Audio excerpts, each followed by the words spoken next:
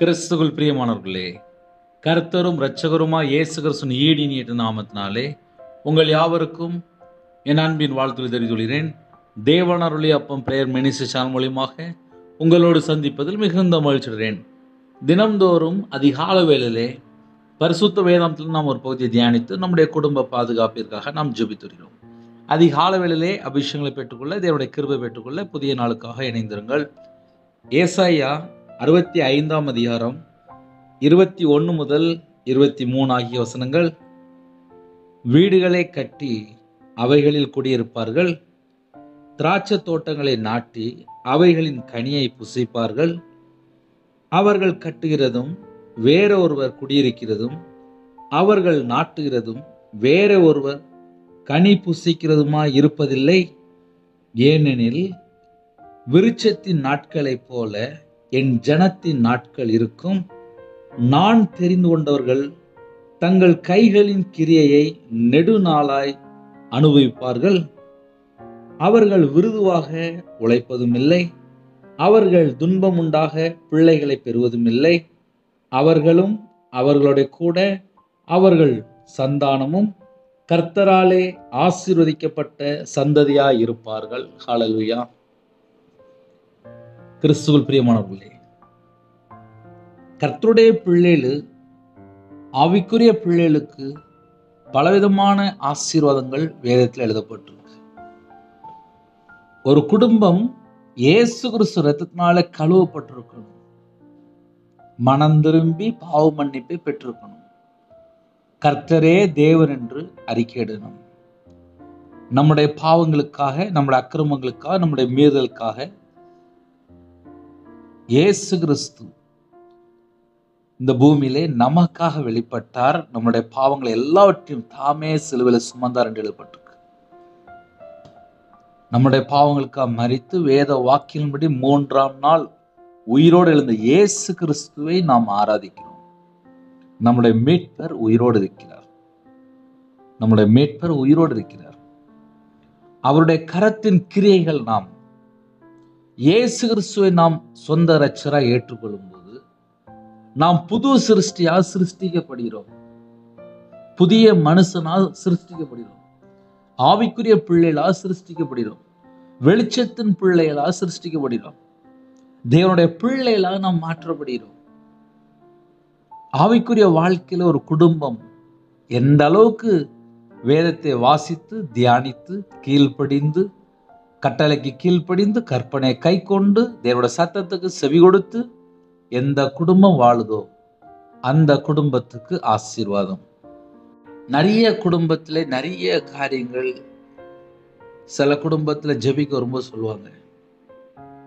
உங்களோட வாழ்க்கையில சொல்லக்கூடிய காரியம்லாம் பயங்கரமா இருக்கும், சற்று வித்தியாசமா இருக்கும். என் வாழ்க்கையிலும் அப்படி சில காரியங்கள் உண்டு. 2015க்கு அப்புறம் தான், 2015 தான் கையில பைபிள் எடுத்து வாசிக்க ஆரம்பிச்சேன். 2014 லாஸ்ட்ல இருந்து. அதுக்கு முன்பாக என்னுடைய வாழ்க்கையிலே நான் கையில பைபிள் எடுத்து ரொம்ப வாசிக்கல, தேவனை தேடல, விக்கிரத்துக்கு மாந்திரியத்துக்கு பணம் கொடுத்து வியாபாரத்துல இருக்கும்போது சாபத்துக்குள்ளே வாழ்ந்த ஒரு நபர். எப்போ கையில பைபிள் எடுத்து வாசிக்கிறோனோ என்னோட வாழ்க்கையில நான் எங்கெல்லாம் கர்த்தரை விட்டு தள்ளி போயிருக்கேன். ஆவியானவர் இடைவிட ஆரம்பிக்கும் போது தேவனுடைய சமூகத்திலே கண்ணீரோடு ஜெபிக்க ஆரம்பித்தேன்.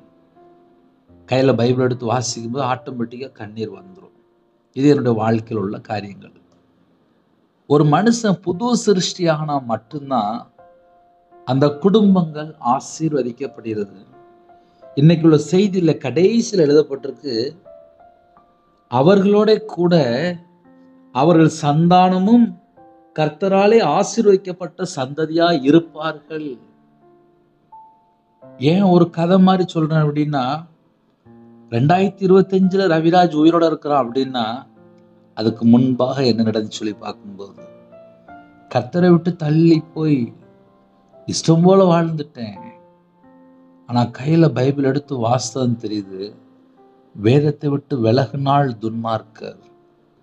என்னுடைய வாழ்க்கையில நான் சின்ன வயசுல இருந்து நான் சர்ச்சுக்கு போனா கூட கையில் எடுத்து பைபிள் எடுத்து வாசிக்கிற ஒரு அனுபவம் இல்லை. ஆலயத்துக்கு ஞாயிற்றுக்கிழமை சர்ச்சுக்கு ஒரு 1/2 மணி நேரம் போவேன், அவ்வளவுதான். மற்றபடி என்னுடைய வாழ்க்கையில மனமாற்றம் இல்லை.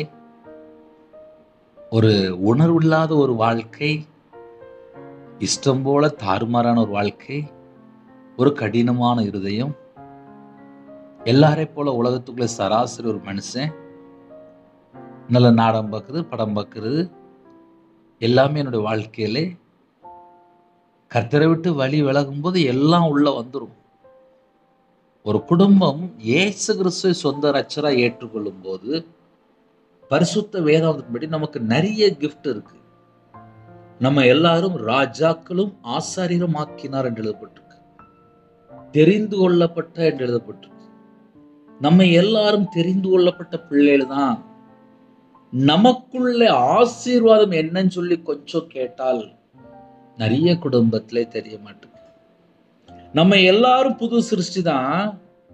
எப்போ அப்படின்னு சொல்லி பார்க்கும்போது, மனம் திரும்பி பாவ மன்னிப்பு அறிக்கை செய்து விட்டு விடும்போது தேவனிடத்திலிருந்து நாம் இரக்கங்களை பெற்றுக்கொள்கிறோம். இரக்கங்களை நாம் பெற்றுக்கொள்ளும் போது நம்முடைய வாழ்க்கையில எல்லாமே ஆசீர்வாதமா மாறும்.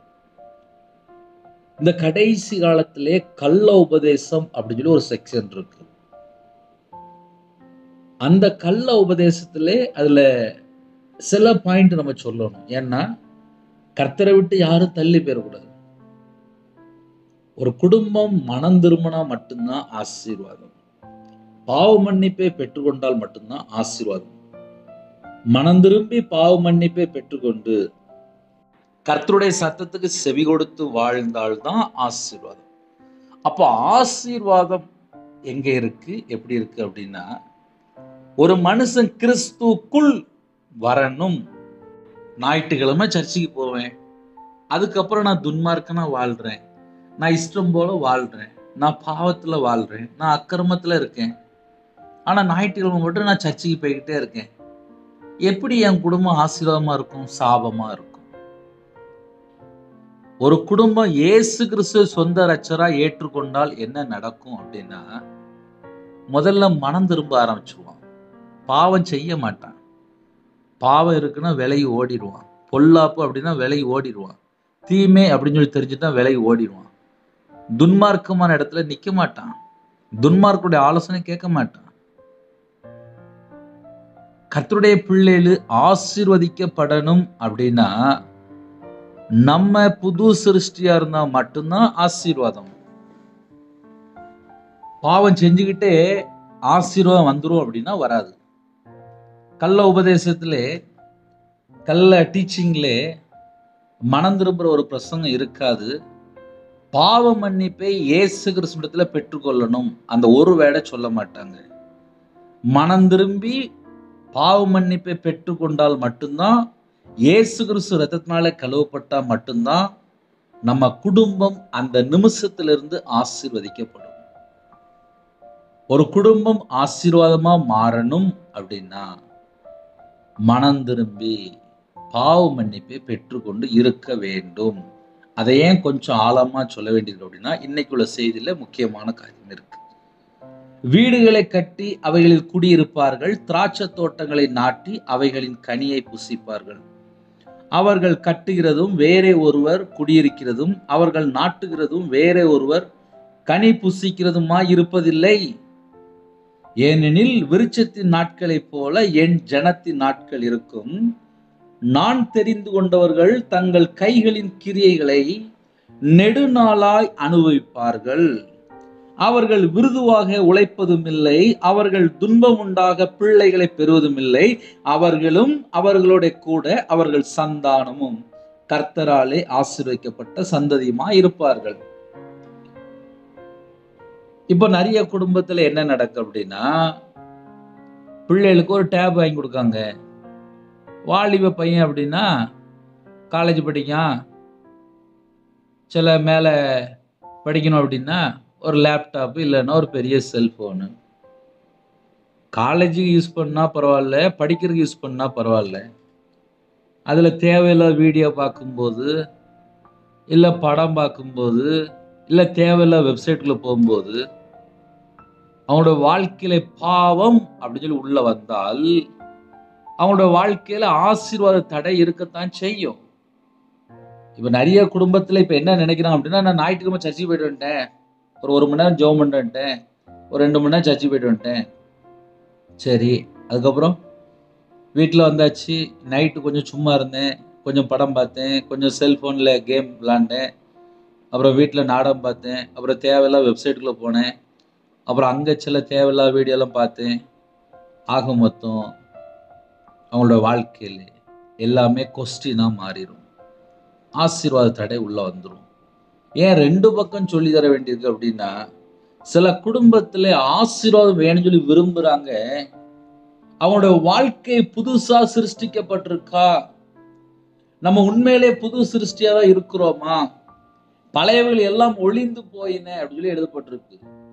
நம்முடைய வாழ்க்கையிலே பழைய சுபாவங்கள், பழைய எண்ணங்கள், பழைய பழைய பழைய பழைய காரியங்கள் இன்னும் கூடயே வருதா?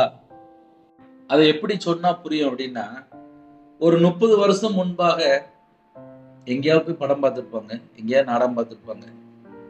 அது இன்னைக்கு தேதியில மறுபடியும் அப் டு டேட்ல இருக்கும்.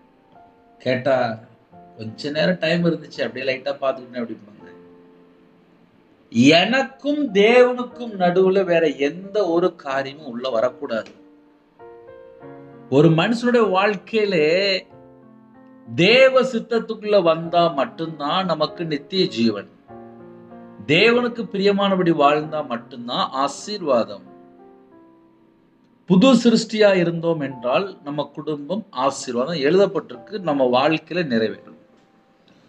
ஆனா நம்மளுடைய ஐக்கியம்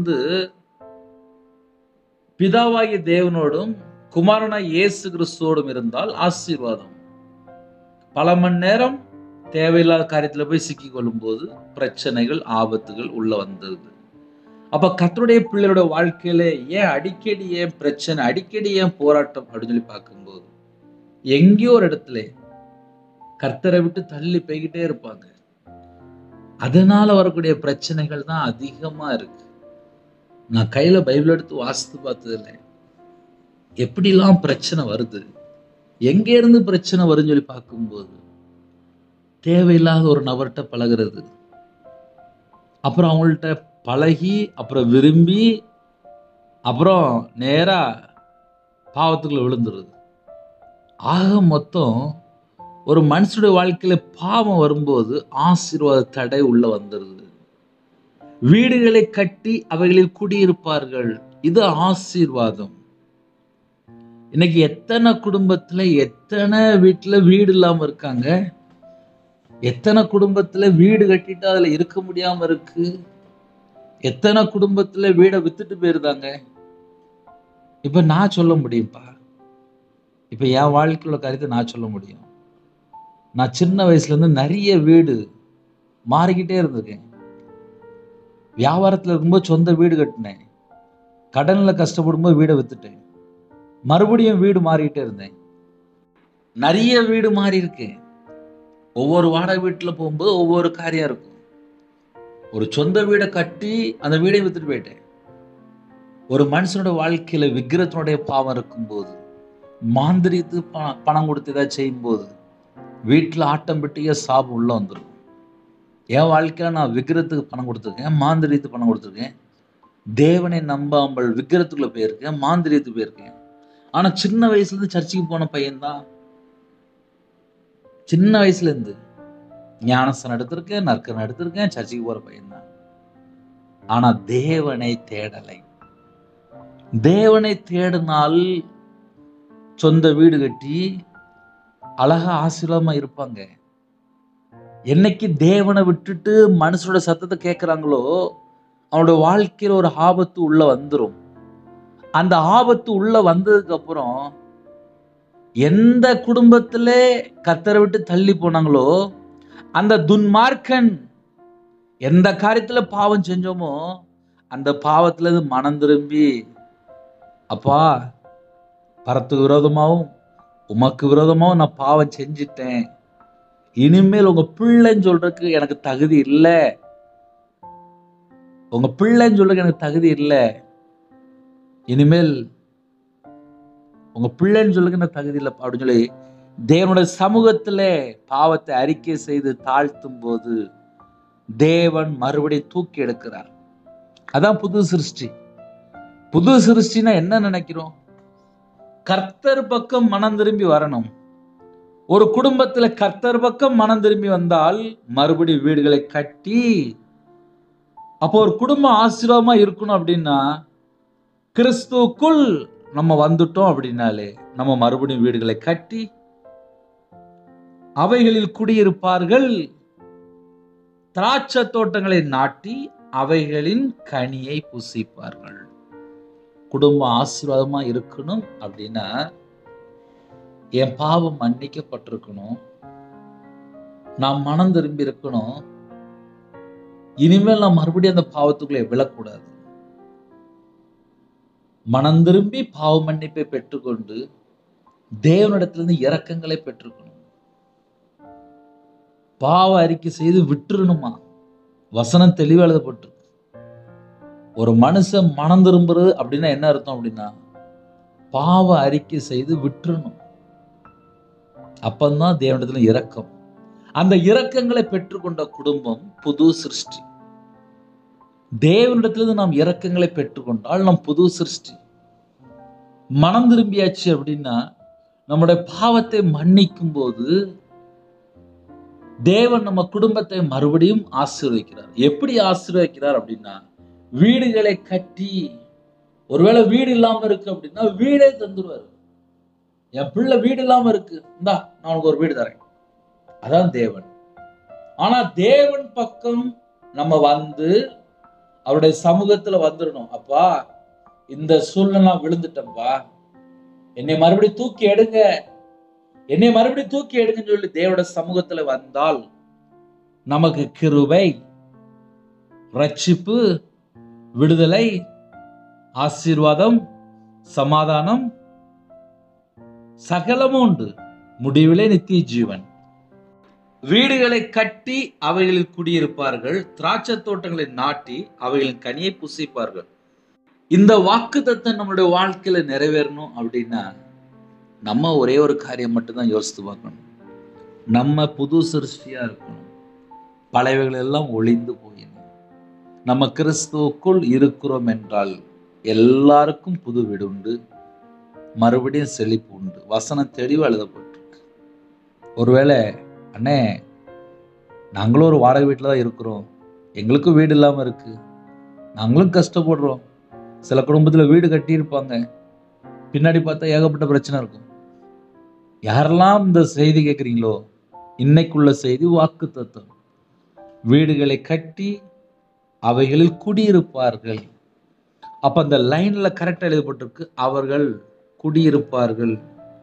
வீடுகளை கட்டி அவைகளில் குடியிருப்பார்கள், அந்த வீட்டுல குடியிருப்பார்கள். அதுதான் உண்மையான ஆசீர்வாதம்.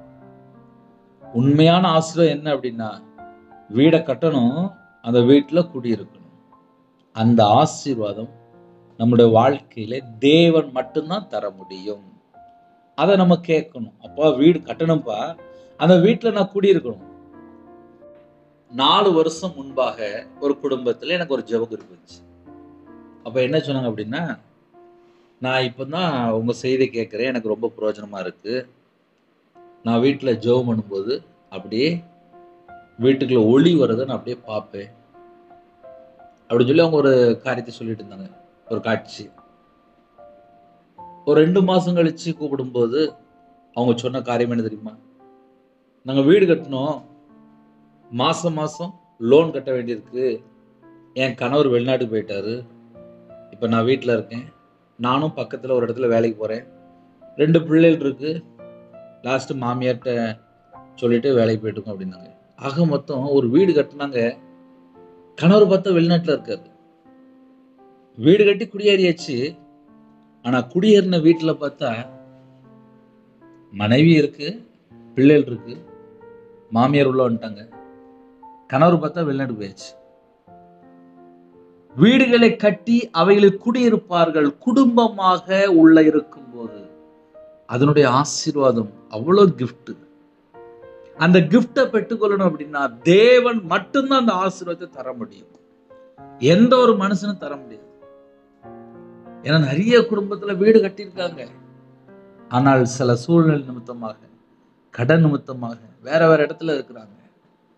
ஏன்னா நானும் அப்படி வாழ்ந்திருக்கேன், எனக்கு தெரியும். ஒரு குடும்பத்தை தேவன் ஆசீர்வதிக்கும் போது, பலகணிகளை திறந்து ஆசீர்வதிக்கும் போது, வீடுகளை கட்டி அவைகளில் குடியிருப்பார்கள். அந்த ஆசீர்வாதம் நமக்கு எப்போ தாராரு அப்படின்னா, நம்ம கிறிஸ்துவுக்குள் புது சிருஷ்டியா இருக்கும் போது நமக்கு தாராரு. அப்ப கர்த்தருடைய பிள்ளைகள் நம்மளுடைய வாழ்க்கையில பழைய நினைவு, பழைய காரியங்கள் எதுவுமே தொடரக்கூடாது. அப்படின்னா என்ன அர்த்தம் அப்படின்னா, 10 வருஷம் முன்னாடி உள்ள காரியத்தை வீட்டுல புருஷன் முன்னாடி உட்கார்ந்து சண்டை போட்டுட்டு இருப்பாங்க. அது எதுவுமே செய்யக்கூடாது. விட்டு கொடுத்து போகணும், மன்னிக்கிற சுபாவம் இருக்கணும், தாழ்த்தணும், இறங்கி போகணும். சில குடும்பத்திலே, அதாவது ஒரு 4-5 மெத்தட்ல சொல்லலாம். ஒண்ணு பெருமை, இல்லைன்னா திமிரு, இல்லைன்னா எரிச்சல், இல்லைன்னா கோபம், இல்லைன்னா வைராக்கியம். இது எதையாவது உள்ள வச்சுக்கிட்டு மன்னிக்க முடியாத அளவுக்கு உட்கார்ந்து பல காரியத்தை யோசிச்சுட்டு இருப்பாங்க. கர்த்தருடைய பிள்ளைகள் புது சிருஷ்டி அப்படின்னா என்ன அர்த்தம் அப்படின்னா, என் இருதயத்துக்குள்ள பிதா, குமாரன், பரிசுத்த ஆவியானவர் வாசம் பண்ணணும் அப்படின்னா, எனக்கு மன்னிக்கிற சுபாவம் இருக்கணும், தாழ்த்துற சுபாவம் இருக்கணும், அன்பு கூறணும், இறங்கி போகணும், கற்பனை கை கொள்ளணும். அவ்வளவுதான். என் இருதயத்துக்குள்ள தேவன் வாசம் பண்ணுவார். இருதயத்துக்குள்ள கோபமோ, கசப்போ, எரிச்சலோ, பகையோ வச்சுக்கிட்டு நான் சொந்த வீட்டுல இருக்கணும், நான் சொந்த வீட்டுல சொல்லி ஜெபம் பண்ணிட்டே இருப்பாங்க. ஒரு குடும்பத்துல சொந்த வீட்டுல இருக்கணும் அப்படின்னா அதுக்கு பின்னாடி என்ன இருக்கு அப்படின்னா, இதயத்துக்குள்ள கசப்போ, வெறுப்போ, பகையோ, எரிச்சலோ எதுவுமே இருக்கக்கூடாது. நம்ம வாழ்ற காலம் கடைசி காலம். சத்துரு எப்படி வாரான் அப்படின்னா, யாரு மேலேயாவது கசப்பு வச்சிருப்பான், யாரு மேலேயாவது ஒரு கோபம், யாரு மேலேயாவது ஒரு பகை, அதெல்லாம் உள்ள வச்சுக்கிட்டு உடனே என்ன செய்யணும், மனம் திரும்பி பாவ மன்னிப்பு அறிக்கை செய்து விட்டுறணும். எனக்கு இனிமேல் இந்த கோபம் வேண்டாம்ப்பா, எனக்கு இனிமேல் இந்த வைராக்கியம் வேண்டாம்ப்பா, எனக்கு இனிமேல் இந்த எரிச்சல் வேண்டாம்ப்பா சொல்லி விட்டுறணும். விட்டாதான் நம்ம சொந்த வீட்டுல இருக்க முடியும். அவைகளை கட்டி அவைகளில் குடியிருப்பார்கள். வீடுகளை கட்டி அப்படின்னா, நம்ம ஒரு வீடு கட்டுறோம்ப்பா, அந்த வீடை கட்டிட்டு நம்ம அவைகளை குடியிருக்கணும் அப்படின்னா, நம்ம இதயத்துக்குள்ளே உலகத்துல எந்த ஒரு காரியமும் உள்ள வரக்கூடாது.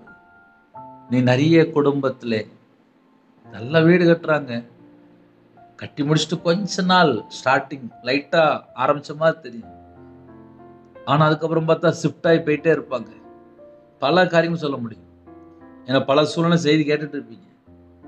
அதனால ஒவ்வொரு வீட்டுக்குள்ளேயும் ஒவ்வொரு சூழ்நிலை உண்டு. சில குடும்பத்துல பண ஆசை உள்ள வந்துடும். பண ஆசை உள்ள வந்த உடனே எல்லா தீமைக்கு வேறு உள்ள வந்துடும். சில குடும்பத்துல பொருளாசை வந்துடும். பொருளாசை விக்கிரகாரம் எழுதப்பட்டிருக்கு, எங்கேயாவது போய் மாட்டிக்கிடுவாங்க. ஏன் ஒரு குடும்பத்துல ஒரு வீடு கட்ட முடியல, ஒரு சொந்த வீட்டுல இருக்க முடியலன்னு சொல்லி பல காரியங்களை பார்க்கும்போது கர்த்தருக்கு பிரியம் இல்லாமல் நிறைய காரியம் ஒவ்வொரு வீட்டுக்குள்ளேயும் கிடக்கு. சில வீட்டுல என்ன பண்றாங்க, ஒரு 6 மணி நேரம் 8 மணி நேரம் நல்லா நாடகம் பார்த்துட்டு படம் பார்த்துக்கிட்டு, இதெல்லாம் நிறைய வீட்டுல நடக்குப்பா. ஒரு குடும்பம் ஆசீர்வாதமா இருக்கணும் அப்படின்னா, தேவனுடைய வாக்குத்தத்தம் நம்மளுடைய வாழ்க்கையில நிறைவேறணும் அப்படின்னா, நம்ம புது சிருஷ்டியா இருக்கணும்.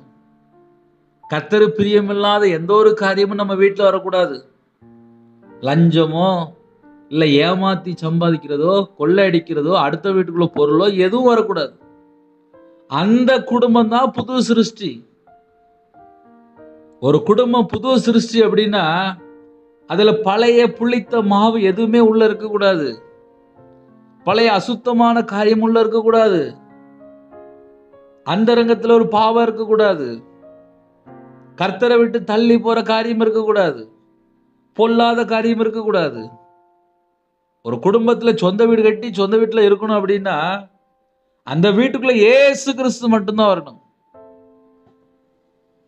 வீடுகளை கட்டி அவைகளில் குடியிருப்பார்கள். அது ஒரு ஆசீர்வாதம். அந்த ஆசீர்வாதம் நம்ம வீட்டுக்குள்ள வேணும் அப்படின்னா, எனக்கும் தேவனுக்கும் உள்ள தொடர்பு எப்படி இருக்கு? 24 மணி நேரத்துல கையில பைபிள் எடுத்து வாசிக்க மாட்டுக்காங்க, ஜெபம் பண்ண மாட்டுக்காங்க, தேவனை தேட மாட்டுக்காங்க. ஆனா ஆசை மட்டும் நிறைய இருக்கும். வீடு கட்டணும், வீடு கட்டணும், வீடு கட்டணும்.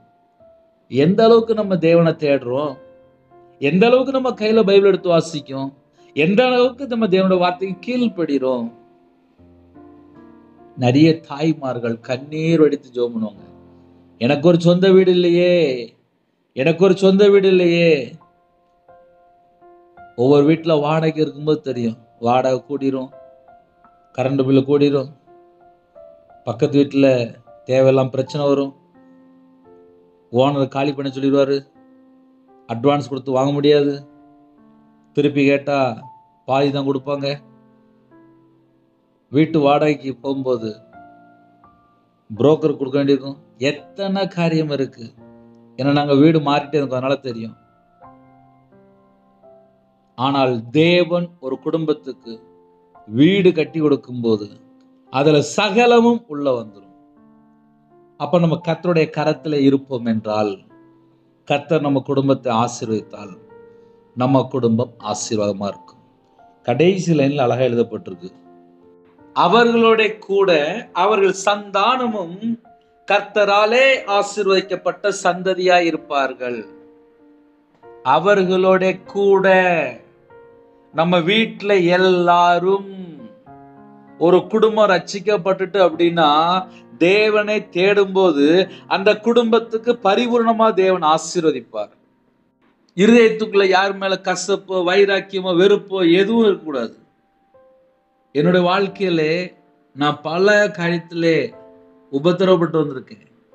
கண்ணீர் வாழ்க்கையா இருந்திருக்கு. என்னை ஏமாத்தி இருக்காங்க, நஷ்டப்பட்டிருக்கேன், நிந்தைகள், அவமானங்கள், வியாபாரத்தில் இருக்கும்போது தோல்வி, மாந்திரியத்திலே விக்கிரத்திலே மனுஷனை நம்பி 13 லட்சம் பணம் கொடுத்து வரல, சொந்த வீடை வைத்திருக்கேன், எல்லாம் நஷ்டப்பட்டிருக்கேன். ஆனா நீடிய பொறுமையோடு இருந்தேன். எல்லாவற்றிலும் நீடிய பொறுமையோடு இருந்தேன். எல்லாவற்றையும் சகித்து கொண்டோம். எனக்கு எந்த குடும்பத்துல மாந்திரியம் பண்ணிட்டே இருந்தானோ அந்த குடும்பத்தில் உள்ள ஒரு மனுஷன், அதே வீட்டுக்குள்ளே தூக்கு போட்டு இறந்து போயிட்டான். எனக்கு தெரியும் போது துக்கமா இருந்துச்சு. என் கையில 13 லட்சம் வாங்கியிருந்தான். கிட்டத்தட்ட எனக்கு பல வருஷமா மாந்திரியம் பண்ணிக்கிட்டே இருந்தான். அதே வீட்டுல தூக்கு போட்டு செத்து போயிட்டான். கர்த்தருடைய ஊழியக்காரங்க விரோதமா யாராவது தேவையில்லாத காரியங்கள் செய்தால் தேவன் நமக்காக வழக்காடுவார். நமக்கு நடுவுலே சத்துரு உள்ள வாரானா, இல்ல குடும்பத்துக்கு விரோதமா சத்துரு உள்ள வாரானா, தேவன் பார்த்துட்டு இருப்பார். ஆனா நம்ம எப்படி இருக்கணும் அப்படின்னா, தேவனுக்கு முன்பாக நம்ம எப்படி இருக்குன்னு சொல்லி யோசிக்கணும். நம்முடைய ஆவிக்குரிய வாழ்க்கை, ஆவிக்குரிய நிலைமை தேவனுக்கு முன்பாக எப்படி இருக்கு? வேற வேற நாட்டுக்குள்ள இருந்து வேற வேற சூழல்னு செய்தி கேட்பீங்க. உங்களுக்கும் தேவனுக்கும் உள்ள தொடர்பு எப்படி இருக்கு? காலைல தூங்கி எந்திரிச்சோடனே கர்த்தருடைய பிள்ளைகள் சில குடும்பத்துல மட்டும் எப்படியாவது தேவனர்லயே அப்ப மெடிசன்ல செய்தி கேட்கணும்னு சொல்லி காலைல பாக்குறீங்க. கொஞ்சம் சீக்கிரமா எந்திரிங்க, கையில பைபிள் எடுத்து வாசித்துக்கோங்க, ஜெபம் பண்ணிக்கோங்க. முதலாவது என்னோட ராஜ்யத்தை தேடுன்னு சொல்லி போட்டிருக்கு. அதிகாலையில் இருட்டோட இயேசு எழும்பி ஜெபம் பண்ணாரு. உங்க வாழ்க்கையில நீங்க தேவனை தேட தேட தேட ஆசீர்வாதம்.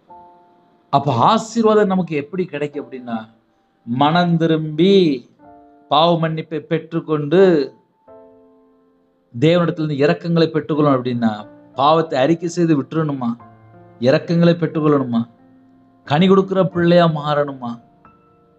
இன்னைக்கு நிறைய குடும்பத்துல கனிய காணோம். அந்த பழைய மாம்சத்தினுடைய கிரியை இன்னும் உள்ள கிடக்கு. சில குடும்பத்துல கேள்வி கேட்கீங்க, எப்படி தான் யோசிக்கிறீங்க? நாங்க இன்னும் வீடு கட்டல பிரதர். பழைய சுபாவங்கள், பழைய எண்ணங்கள் ஏதாவது கிடக்கா? உள்ள கிடக்கா? அந்த மாம்சத்தினுடைய கிரியைகள் 17 சுபாவங்கள் உள்ள கிடக்கா? வாயை திறந்தாலே பொய். எத்தனை குடும்பத்துல 4 பேர் தான் இருக்காங்க. 4 பேர்த்தையும் உண்மை இல்லையே. வீடுகளை கட்டி அவைகளில் குடியிருப்பார்கள். இன்னைக்கு எத்தனை வீட்டுல நம்ம சொந்த வீட்டுல இருக்கிறோம், எத்தனை வீட்டுல வாடகை வீட்டுல இருக்கிறாங்க, எத்தனை குடும்பத்துல பல சூழ்நிலை இணைந்திருப்பீங்க. நம்ம நார்மலா யோசித்து பார்ப்போமே. எல்லாருக்கும் தேவன் சொந்த வீடு தருவார், எல்லாருக்கும் தருவார். ஆனா நம்ம தேவனோட வார்த்தைக்கு செவி கொடுத்தால் மட்டும்தான் அந்த கிஃப்ட், அந்த உச்சிதமான கிஃப்டை நம்ம பெற்றுக்கொள்ளணும். அப்படின்னா நம்ம வாழ்க்கையில பழைய சுபாவங்கள், பழைய காரியங்கள் எதுவுமே தொடரக்கூடாது. இதை ஏன் மறுபடியும் சொல்றேன் அப்படின்னா, ஒரு குடும்பத்துல பாவம் செய்யும் போது வீட்டு வாசப்படியில சத்துரு படுத்து கிடப்பான், பிசாசு படுத்து கிடப்பான், போகமாட்டான். நிறைய குடும்பத்துல என்ன பண்றாங்க அப்படின்னா, கூசாம பாவம் பண்றது, உணர்வே இருக்காது, இஷ்டம் போல பாவம் பண்றது. அப்புறம் என் வாழ்க்கையில என்ன ஆசீர்வாதமே இல்லை. என்கிட்ட ஒரு ஐயா ஜெபிக்க வந்தாரு. இயேசு சொந்த ரட்சரை ஏற்றுக்கொண்டு எங்க ஊர்ல நான் சர்ச்சுக்கு போறேன், வார வாரம் ஞாயிற்றுக்கிழமை நான் சர்ச்சுக்கு போயிடுறேன், 11 வருஷமா நான் போயிட்டு இருக்கேன் அப்படின்னாரு. சரி, என்ன ஜெப குறிப்பு அப்படின்னு சொல்லி கேட்டேன். என் மனைவி பிரிஞ்சு போயிட்டா, இன்னும் வரல. என் மனைவி போனதுக்கு அப்புறம் நான் இயேசுவை ஏற்றுக்கொண்டேன். 10 வருஷம் முடிஞ்சிட்டு 16 வருஷம் ஓடிட்டு இருக்கு, இன்னும் வரல, வீட்டுக்கு வரல. 10 வருஷம் முன்னாடி யார் சண்டை போட்டா? நான் தான் சண்டை போட்டேன். சரி, மனைவி எங்க இருக்கா? அவங்க வீட்டுக்கு போயாச்சு. இயேசு சொந்த ரட்சரை ஏற்றுக்கொண்டீங்கல்ல, உங்க மனைவி போய் மன்னிச்சு, என்னை மன்னிச்சுக்கோமா, வா சேர்ந்து வாழன்னு சொல்லி போய் கூப்பிட்டீங்களா அப்படின்னு சொல்லி கேட்டேன். அவர் சொன்ன பதில் என்ன தெரியுமா? நான் ஜெபம் பண்ணிட்டு இருக்கோம்ல, என் மனைவி வந்துருவா, ஆனா இன்னும் வரல, ஏன் வரல அப்படின்னு கேட்குறேன். நீங்க போய் மனைவியை கூப்பிட்டீங்களா?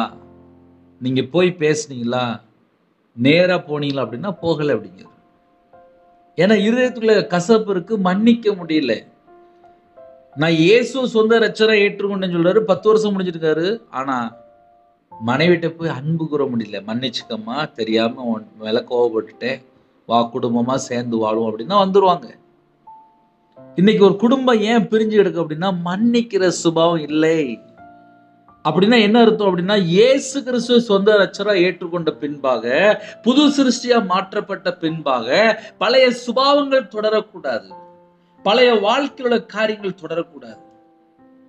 இன்னைக்கு நிறைய குடும்பத்துல ஆசீர்வாதத்து தடை அதுதான்ப்பா. ஞாயிற்றுக்கிழமை சர்ச்சுக்கு போயிருந்தோம், நம்ம இதயத்துக்குள்ளே கர்த்தரை விட்டு தள்ளி போற காரியம் எத்தனை இருக்கு. இந்த கடைசி காலத்துல கள்ள உபதேசம் வேற, அது வேற டீச்சிங்ல போயிட்டு இருக்கு. ஆனா கர்த்தருடைய பிள்ளைகள் ஆசீர்வாதத்தை பெற்றுக்கொள்ளணும் அப்படின்னா, நமக்கு மன்னிக்கிற சுபாவம், தாழ்த்துற சுபாவம், அன்பு கூறுகிற சுபாவம், நன்மை செய்யற சுபாவம்லாம் இருக்கணுமே. இறங்கி போகணுமே, ஒரு இறக்க குணம் வேணுமே. இன்னைக்கு எத்தனை குடும்பத்துல இல்லாம இருக்கு. ஒரு குடும்பம் வீடு கட்டி சந்தோஷமா மன மகிழ்ச்சியா வாழணும் அப்படின்னா, எத்தனை சூழ்நிலைந்தாலும் சரி, தேவனோட வார்த்தைக்கு கீழ்ப்படியணும். கீழ்ப்படியும் போது கண்டிப்பா அந்த குடும்பம் ஆசீர்வாதமா இருக்கும். என் வாழ்க்கையில தேவன் சில கிஃப்ட் கொடுத்துருக்காரு. அந்த கிஃப்ட பின்னாடி கொஞ்சம் யோசித்து பார்க்கும்போது, என்னுடைய பழைய வாழ்க்கை எப்படி இருந்துச்சு, அந்த புதிய கிஃப்ட் எப்படி இருக்கு, அந்த புதிய வாழ்க்கை எப்படி இருக்கு, பழைய வாழ்க்கை அப்படின்னு சொல்லி பார்க்கும்போது, நான் எந்த அளவுக்கு நான் கிறிஸ்துவுக்குள் என்னோட வாழ்க்கை சிருஷ்டிக்கப்பட்டு தேவனுக்கு முன்பாக நான் எப்படி இருக்கிறேனோ, அதை வச்சுதான் உயர்வு, அதை வச்சுதான் ஆசீர்வாதம். வீடுகளை கட்டி அவைகளில் குடியிருப்பார்கள், திராட்சை தோட்டங்களை நாட்டி அவைகளின் கனியை புசிப்பார்கள். அப்போ ஒரு குடும்பம் ஆசீர்வாதமா இருக்கணும் அப்படின்னா, நம்ம வாழ்க்கையில விக்கிரகத்தினுடைய காரியமோ இல்ல உலக வழிபாடோ எதுவும் உள்ள இருக்கக்கூடாது. சில குடும்பத்துல வீடு கட்டுவாங்க, அந்த வீட்டுல போய் விக்கிரகத்துக்குள்ள எல்லாம் கொண்டு போய் உள்ள வச்சிருவாங்க. அப்புறம் ஆட்டோமேட்டிக்கா சாபமா மாறிடும். நான் இதுக்கு முன்பாக ஒரு வீடு கட்டி வித்துட்டேன். அந்த வீட்டுல போய் மாந்திரியத்துக்கு என்னெல்லாம் பண்ணி கொடுப்பாங்களோ எல்லாம் கொண்டு போய் வீட்டுல கொண்டு வச்சுட்டேன். எனக்கு ஒரு தெரிஞ்சவங்க ஒரு இடத்துல போய் ஜெபம் அப்படின்னாங்க. நான் சொல்றது எப்படின்னா 2014 அப்ப திருநெல்வேலியில ஒரு மீட்டிங் நடந்துச்சு. அந்த மீட்டிங்ல போய் நானும் பேசாம உட்கார்ந்துருந்தேன், அவங்க என்ன சொல்லுவாங்களோ அப்படின்ட்டு. அவங்க பேர் எபினேசர் பாலையா. அவங்க ஜெபம் பண்ணும்போது சொன்னாங்க, உன் வீட்டுல இந்த மாதிரி காரியம்லாம் பண்ணிருக்கியா அப்படின்னாங்க. ஆமாய்யா அப்படின்னு. லாஸ்ட் என்னன்னு கேட்டா, விக்கிரத்துக்குள்ளெல்லாம் போய் பண்ணி வச்சிருக்கேன். ஒரு குடும்பம் ஏன் சாபமா மாறுது, ஏன் வீட்டுல எல்லாமே நஷ்டமா வருது, ஏன் எல்லாமே கடனா மாறுது அப்படின்னா, கர்த்தரை விட்டு தள்ளி போற காரியம் என்னுடைய வாழ்க்கையில இருந்துச்சு. அது எல்லாவற்றையும் மனம் திரும்பி பாவ மன்னிப்பு அறிக்கை செய்து விட்டு விடும் போது தேவனிடத்திலிருந்து கிருபைகளை பெற்றுக்கொண்டேன். அது தேவனுடைய ஈவு. என் வாழ்க்கையில நான் இன்னைக்கு உயிரோட இருக்கேன் அப்படின்னா அது தேவனுடைய கிருபை. அப்ப நம்ம வாழ்க்கை ஆசீர்வாதமா இருக்கணும் அப்படின்னா கர்த்தரை விட்டு தள்ளி போற காரியம் ஏதாவது இருக்கா? ஏன்னா புது சிருஷ்டி அப்படின்னாலே பழையவர்கள் எல்லாம் ஒளிந்து போயினேன். ஒரு குடும்பத்துல புதிய வாழ்க்கை வேணும். நான் ஒரு சொந்த வீடு கட்டி நான் சந்தோஷமா இருக்கணும், என்னுடைய கையின் கீழ் நான் நல்லா சாப்பிடணும் அப்படின்னா பழைய காரியங்களை எதுவும் தொடரக்கூடாது. அதை மட்டும் கொஞ்சம் நம்ம ஆழமா யோசித்தால் நம்ம குடும்பம் ஆசீர்வாதமா இருக்கும். திராட்சை தோட்டங்களை நாட்டி அவைகளின் கனியை புசிப்பார்கள்.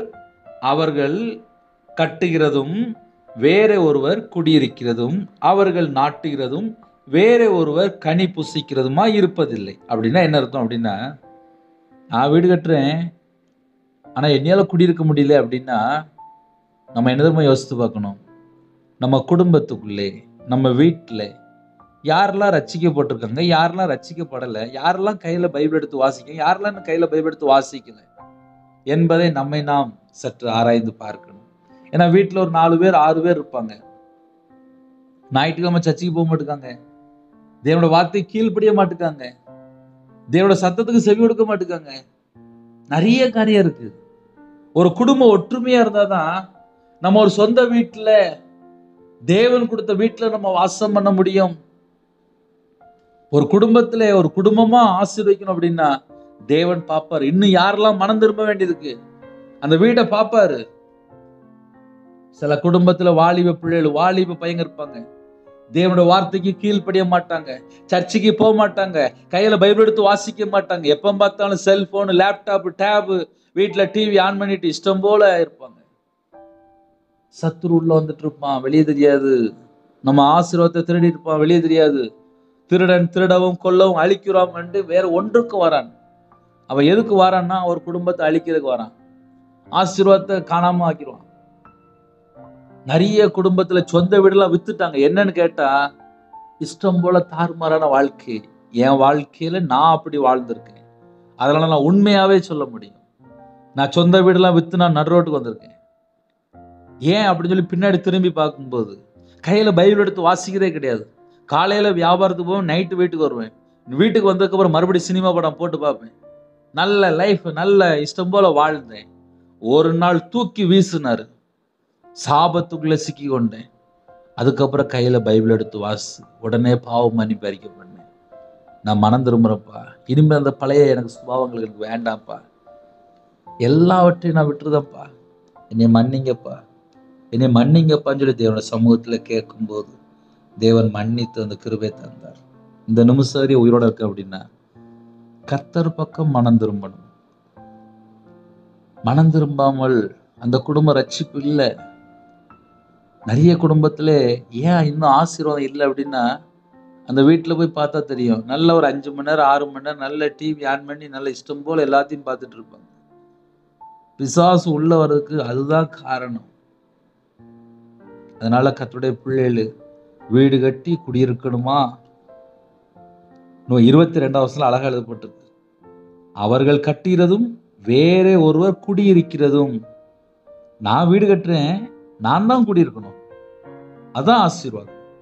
அவர்கள் கட்டுகிறதும் வேற ஒருவர் குடியிருக்கிறதும் அவர்கள் நாட்டுகிறதும் வேற ஒருவர் கனி புசிக்கிறதுமா இருப்பது இல்லை அப்படி சொல்லிட்டு. நான் கட்டினா நான் தான் வீட்டுல இருக்கணும், அதான் ஆசீர்வாதம். அதுக்கு தடையா ஒருவேளை நம்ம வீட்டுக்குள்ள யாராவது ரட்சிக்கப்படாம இருக்கிறாங்க, இல்ல கணவர் விக்கிர வழிபாடுல இருக்காரு, இல்ல மதுபான அடிமையில இருக்காங்க, விபச்சார பாவத்துல இருக்காங்க அப்படின்னா அந்த பாவத்தை தேவனோட சமூகத்துல சொல்லி சொல்லி ஜெபிங்க.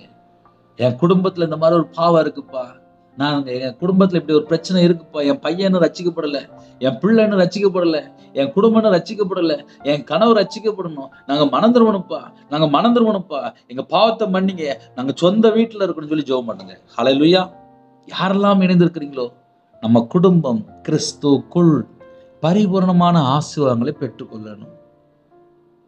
ஏனெனில் விருட்சத்தின் நாட்களைப் போல என் ஜனத்தின் நாட்கள் இருக்கும். நான் தெரிந்து கொண்டவர்கள் தங்கள் கைகளின் கிரியைகளை நெடுநாளாய் அனுபவிப்பார்கள். முக்கியமான வாக்குத்தத்தம். நான் தெரிந்து கொண்டவர்கள் தங்கள் கைகளின் கிரியைகளை நெடுநாளாய் அனுபவிப்பார்கள். அப்ப யாரெல்லாம் கர்த்தருடைய பிள்ளைகள் இணைந்திருக்கிறீங்களோ, நான் தெரிந்து கொண்டவர்கள் என்கிறார். தங்கள் கைகளின் கிரியைகளை, நம்ம கையில என்னெல்லாம் செய்யறோமோ அந்த எல்லா செயல்களையும் நெடுநாளாய் அனுபவிப்பார்கள். அனுபவிக்கணுமா? நம்ம என்னெல்லாம் அந்த பூமியில செய்யறோமோ அது எல்லாமே அந்த ஆசீர்வாதத்தெல்லாம் நம்ம அனுபவிக்கணுமா? அப்படியே எழுதப்பட்டிருக்கு. நான் தெரிந்து கொண்டவர்கள். அப்ப தேவன் ஒரு குடும்பத்தை தெரிந்து கொள்ளும் போது அவங்களுக்கு ஒரு வீடு கட்டி கொடுக்காரு. அவங்களுக்கு அழகா திராட்சை தோட்டங்களை நாட்டி அவைகளின் கனியை புசிப்பார்கள். இந்த பூமிக்குரிய ஆசீர்வாதம். அடுத்தாப்புல நான் தெரிந்து கொண்டவர்கள் தங்கள் கைகளின் கிரியைகளை, நம்ம என்ன வேலை செய்யறோம், எவ்வளவு சம்பளம் வருது, அதுல வரக்கூடிய எல்லாமே நம்ம அனுபவிக்கணும். தேவையில்லாம ஒரு ஹாஸ்பிட்டல் செலவோ, ஒரு கோட்டு செலவோ, வேஸ்ட் செலவோ, இந்த பக்கம் அந்த பக்கம் எந்த பக்கமும் போகக்கூடாது. எல்லாம் நம்ம அனுபவிக்கணுமா அப்படின்னு சொல்லி பைபிள் அழகா எழுதப்பட்டிருக்கு. சில குடும்பத்திலே சுகர் இருக்கும், பிரஷர் இருக்கும், ஹார்ட் ப்ராப்ளமா இருக்கும், மாத்திரை எடுத்துட்டு இருப்பாங்க. கர்த்தருடைய பிள்ளைகள் பரிபூர்ணமான ஆசீர்வாதங்களை பெற்றுக்கணும். தேவன் நமக்கு அந்த கிஃப்டை கொடுப்பார். நான் தெரிந்து கொண்டவர்கள், நான் தெரிந்து கொண்டவர்கள் தங்கள் கைகளின் கிரியைகளை நெடுநாளா அனுபவிப்பார்கள். நல்ல தீர்க்க ஆயுசோடு, பரிபூர்ணமான ஆயுசோடு இந்த பூமியில நெடுநாளாய் பேரம்பேத்தி பார்ப்பாங்க, குடும்பமா சந்ததி சந்ததியை பார்ப்பாங்க, தலைமுறை பார்ப்பாங்க. அதுக்கு அடுத்த வருஷம் அழகா எழுதப்பட்டிருக்கு. அவர்கள் விருதுவாக உழைப்பதும் இல்லை, அவர்கள் துன்பம் உண்டாக பிள்ளைகளை பெறுவதும் இல்லை, அவர்களும் அவர்களுடைய கூட அவர்கள் சந்தானமும், சந்ததி சந்ததியா சந்தானமும் கர்த்தராலே ஆசீர்வதிக்கப்பட்ட சந்ததியா இருப்பார்கள். தலைமுறைக்குள்ள ஆசீர்வாதத்தை பெற்றுக்கொள்ளணும் அப்படின்னா அதுக்கு முக்கியமான ஒரே ஒரு பாயிண்ட், புது சிருஷ்டியா இருக்கணும். நம்ம கிறிஸ்துவுக்குள் இருக்கணும். பழைய வாழ்க்கையோ, பழைய கேரக்டரோ, பழைய சுபாவமோ நம்ம வீட்டுக்குள்ள வரக்கூடாது. ஏன்னா அதுலதான் பிசாசு மறுபடியும் உள்ள என்ட்ராராம். அதனால கர்த்தருடைய பிள்ளைகள் பூரணமான ஆசீர்வாதம் பெற்றுக்கொள்ளணும் அப்படின்னா நம்ம தேவன் பக்கம் எந்த அளவுக்கு நம்ம மனம் திரும்பி இருக்கோம், அதை நம்ம கொஞ்சம் ஆழமா யோசிக்கணும். இன்னைக்குள்ள செய்தினுடைய காரியங்கள் இப்படி இருக்கு. சின்ன ஜெபம் பண்ணி முடிக்க போறோம். தேவனுடைய சமூகத்துல கேளுங்க. கர்த்தர் உன் குடும்பத்தை ஆசீர்வதிப்பார். கண்களை மூடி நாம் ஜெபம் செய்வோம். அன்பின் கர்த்தாவே, நன்றியோடு துதிக்க சொல்கிறோம்ப்பா. காலை வேளையில் எங்களோட பேசியிருக்கீங்க. எங்களோட ஆவி, ஆத்துமா, சரீரம், சிந்தனை, நினைவு எல்லாவற்றையும் உங்களுடைய ஜீவன்களாக பண்ணிக்கிறோம். இந்த நாளை எங்களுக்கு ஆசீர்வதித்தாங்க. ஜெபிக்கிற பிள்ளைகளை ஆசீர்வதிங்க. சொந்த வீடு தாங்க, சொந்த குடும்பத்தை அப்பா யாரெல்லாம் குடும்பமாக இணைந்துக்கணும், அந்த சொந்த குடும்பம் ஃபுல்லாக முழுவதும் எல்லாரும் ரட்சிக்கப்பட்டுக்கணும்ப்பா. வீட்டில் 4 பேர் இருக்காங்க, 6 பேர் இருக்காங்க, எல்லாரும் ரட்சிக்கப்பட்டுக்கணும்ப்பா. அந்த கிஃப்ட் எல்லா குடும்பத்துக்கும் வேணும்ப்பா, எல்லாருக்கும் வேணும்ப்பா. ஒரு குடும்பம் அப்படின்னா எல்லாரும் ரட்சிக்கப்படணும், தேவனுடைய வார்த்தை கீழ்ப்படியணும், தேவனுடைய சத்தத்துக்கு செவி கொடுக்கணும், உண்மையா வாழணும். அந்த கிருபை தாங்க. பரிசுத்தமா வாழ கிருபை தாங்க. நீதியை பின்பற்ற, நீதி செய்ய, உண்மையா வாழ, உத்தமமா வாழ, நேர்மையா நடக்க, நீதியை பின்பற்ற கிருபை தாங்க. ஆசீர்வதிங்க. பலனிலை திறந்து, பண்டகசாலை திறந்து பரிபூர்ணம் ஆசீர்வதிங்க. வேற வேற தேசத்துக்குள்ள வேற வேற சூழ்நிலையில் இணைந்திருக்காங்க, அவங்களுடைய தேவைகள், அந்த குடும்பத்துடைய காரியங்கள் எல்லாவற்றையும் ஆசீர்வதிங்க. பிறந்தநாள் கொண்டாடுறாங்க, திருமணம் கொண்டாடுறாங்க, கர்த்தர் கரம் தொட்டு அவங்களுடைய வம்சம், அவங்களுடைய தலைமுறை விசேஷமா எந்த குடும்பத்தில் அப்பா திருமணம் கொண்டாடுறாங்களோ அந்த குடும்பம் பரிபூர்ணமாக ஆசீர்வதிக்கப்படட்டும். சில குடும்பத்திலே கற்பதினியா ஜெபிக்கிறாங்க, கர்த்தரே கூட இருந்து ஆசீர்வதிங்க. பிள்ளைகளோட வாழ்க்கையில எல்லா தடைகளும் நீக்கி போட்டுருங்க. மாசமா இருக்காங்க, காய்பிள்ளையும் ஆசீர்வதிக்க கிருபைக்காக நன்றி. சாட்சி சொன்னாங்கப்பா, நன்றி. டெலிவரி போறாங்க, பரம வைத்தியர் கூட இருந்து நார்மல் டெலிவரி ஆகிட்டாங்க. திருமண தேவைக்கே ஜெபிக்கிறாங்க, தடைகள்லாம் நீக்கி போட்டுருங்க. பிள்ளைகளோட வாழ்க்கையில் திருமணம் முடிந்ததுக்கு அப்புறம் என்ன குறைகள் இருக்கோ அந்த குறைகளை மன்னித்து ஆசீர்வதிங்க. இந்த நாளிலும் யாரெல்லாம் இணைந்துக்கணும், ஜெப அபிஷேகம் தாங்க, தியானிக்கிற அபிஷேகம் தாங்க. உங்களுடைய கிருபையால் நிரப்புங்க, உங்களுடைய பிரசன்னத்தால் முடுங்க, உங்களுடைய வல்லமையால் நிரப்புங்க. சிறு பிள்ளை முதல் கொண்டு முதியோர் எல்லா குடும்பத்தையும் கர்த்தர் வேலை அடைத்து மூடி மறைத்து பாதுகாத்துங்க. படிக்கிற பிள்ளைகளை உங்களுடைய பாதுகாப்பு பண்ணிடும். எக்ஸாம் எழுதுறாங்கப்பா, இன்னைக்கு யாரெல்லாம் எக்ஸாம் எழுதுறாங்களோ அந்த பிள்ளைகளை கர்த்தர் கரம் தொட்டு ஆசீர்வதிக்கணும். அவனுடைய வம்சம், அவனுடைய தலைமுறை ஆசீர்வதிக்கப்படட்டும். எக்ஸாம் எழுதுற பிள்ளைகளை கர்த்தர் ஆசீர்வதிங்கப்பா, கர்த்தர் ஆசீர்வதிங்க. காலவேளையிலே வெளிநாட்டில் இருக்காங்கப்பா, அவங்க இருக்கிற இடத்துல வேலை இல்லாமல் இருக்கு, பிரச்சனையில் இருக்காங்கப்பா, போராட்டத்தில் இருக்காங்க, துக்கத்தோடு இருக்காங்கப்பா. கர்த்தர் மாற்றி ஆசீர்வதிங்க. கர்த்தர் மாற்றுங்க, கர்த்தர் மாற்றுங்க. வியாபாரத்துக்கு போறாங்க, கம்பெனிக்கு போறாங்க, வேலை செய்யறாங்க, விவசாயத்துக்கு போறாங்க, கவர்மெண்ட் ஸ்டாஃப் ஜெபிக்கிறாங்க, அதிகாரிகள் இணைந்திருக்காங்க.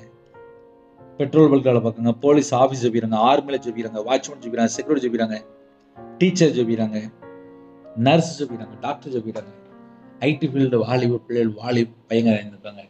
எல்லாரையுமே உங்களுடைய பாதத்தில் அர்ப்பணிக்கிறோம்ப்பா. தேவ சத்தத்துக்குள்ள நாங்கள் வரணும்ப்பா. தேவனுடைய ஆசீர்வாதம் பெற்றுக்கொள்ளணும்ப்பா. டிரைவிங் லைனில் போகிறாங்கப்பா, யாரெல்லாம் வாகனம் ஓட்டுறாங்களோ பலத்த பாதுகாப்பு தாங்கப்பா. சிறுபிள்ளைகள் முதல் கொண்டு முதியோர் எல்லாரையும் உங்களுடைய பாதத்தில் அர்ப்பணிக்கிறோம். பஸ்ஸில் போகிறாங்க, காரில் போகிறாங்க, ட்ரெயினில் போகிறாங்க, எல்லா குடும்பத்துக்கு கர்த்தர் வேலை அடைத்து ஆசீர்வதிங்க. எத்தனையோ தேசத்துக்குள்ள இணைந்திருக்காங்கப்பா, எல்லா குடும்பத்தையும் ஆசீர்வதிங்க. யாரெல்லாம் தாழ்த்துறோங்களோ எல்லா குடும்பம் இயேசு கிறிஸ்து ரத்தத்தினாலே, இயேசு கிறிஸ்து நாமத்தில் ஆசீர்வதிக்கப்படட்டும். பலகணிகளை திறந்து, பண்டக சாலை திறந்து எல்லா குடும்பத்தையும் ஆசீர்வதிங்க.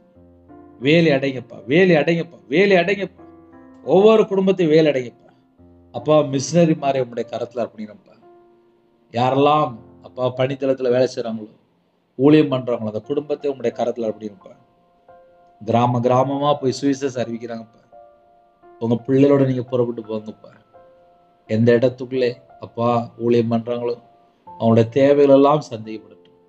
அந்த குடும்பம் எல்லாம் இயேசு கிறிஸ்து ரத்தத்தினால வேலை அடைத்து மூடி மறைத்து பாதுகாத்துக் கொள்ளுங்கப்பா.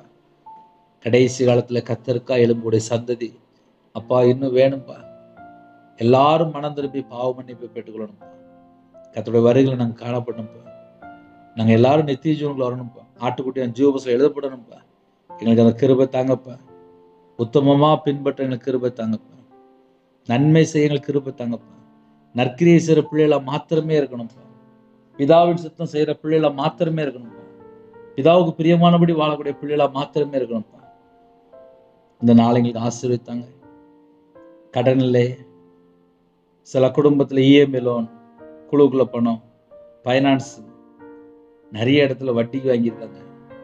குழுக்குள்ள பணம்லாம் அடைக்க முடியாமல் இருக்கு. நகை எத்தனையோ குடும்பத்தில் விவசாய loan, business loan, personal loan, car loan. யாரெல்லாம் இணைந்துக்காங்களோ உங்க பிள்ளையோட தேவைகள் எல்லாவற்றையும் சந்திங்கப்பா. கர்த்தர் சந்திங்க, கர்த்தர் சந்திங்க, கர்த்தர் சந்திங்க.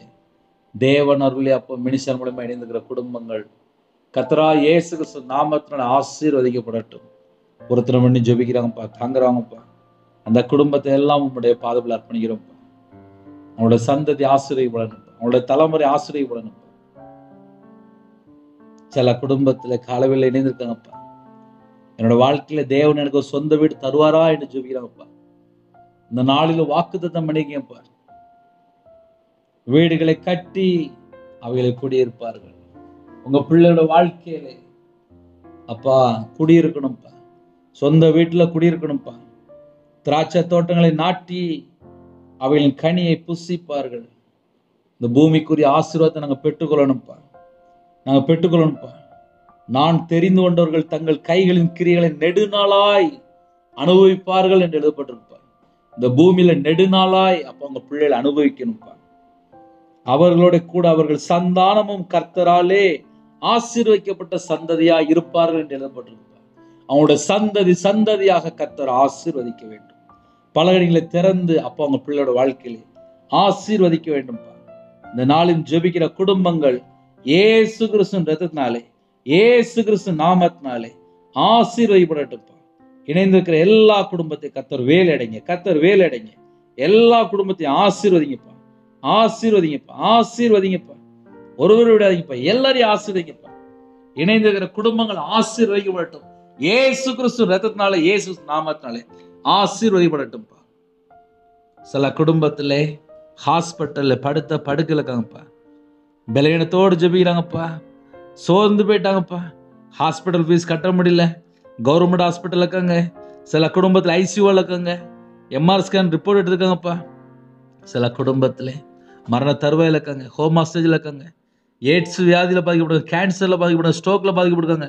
பிளட் கேன்சரில் சின்ன பிள்ளைகள் பாதிக்கப்பட்டிருக்குப்பா.